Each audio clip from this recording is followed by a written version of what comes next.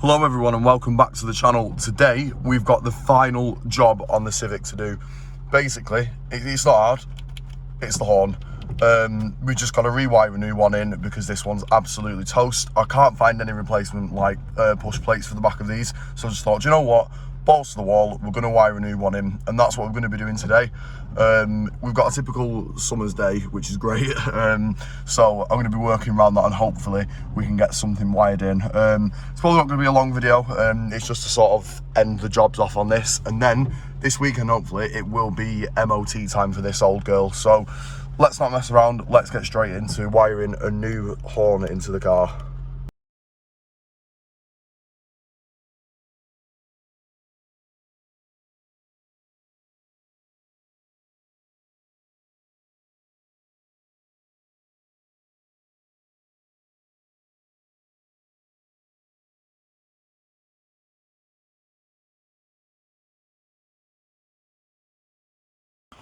Alright, you would have seen a couple of clips that I chucked in there. I'm going to be quick because it is absolutely leathering it down again. I've turned the car off and I've obviously threaded the wires through here. It's not the neatest thing in the world, but it doesn't really need to be honest. Like I said, it's not a professional sort of job really. I'm not an auto electrician, like I've never done this before.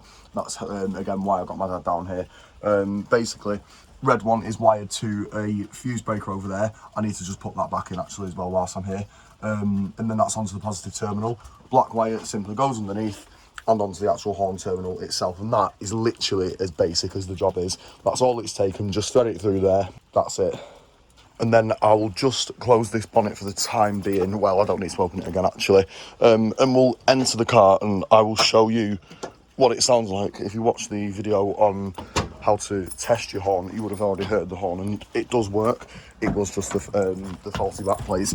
And whilst I'm here, I'll explain what I've done on this side. So if I go underneath, you'll see I've actually wired a brand new push button in here to drill a hole through the dashboard, threaded the wires through there, and obviously one to the positive and then one to the horn and earth itself. So if we open the door so we can get an audio clip, and then it's as simple as that, and it works again.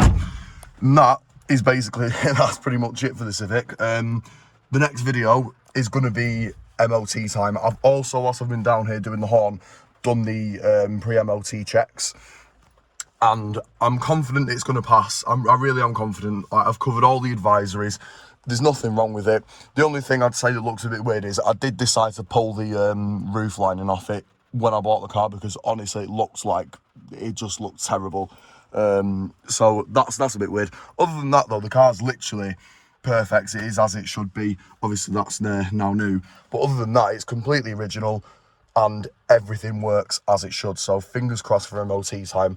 And then after MOT time, when it comes to sale, I've got some Red X. I'm just going to clean the fuel system out just to make sure she's running perfectly, and some belt slip because it was being a squeaky little bugger the other morning. And I've got a couple of little accessory bits in there which I'll throw on in the final video. So yeah, I hope you enjoyed the maintenance and repairs part of the Civic series, because that's it come to an end now. Keep your fingers crossed everybody for MOT time, because honestly, I'm so excited for it. I'm so excited to actually have a completed 100% fully done project car and taking it for MOT. It's the first time I've done this, so I'm very happy about it. But yeah, if you enjoyed the video and you want to see the last video on the Civic, passing its MOT, leave a like, drop some comments on your thoughts about the car if you want, and I will see you very soon.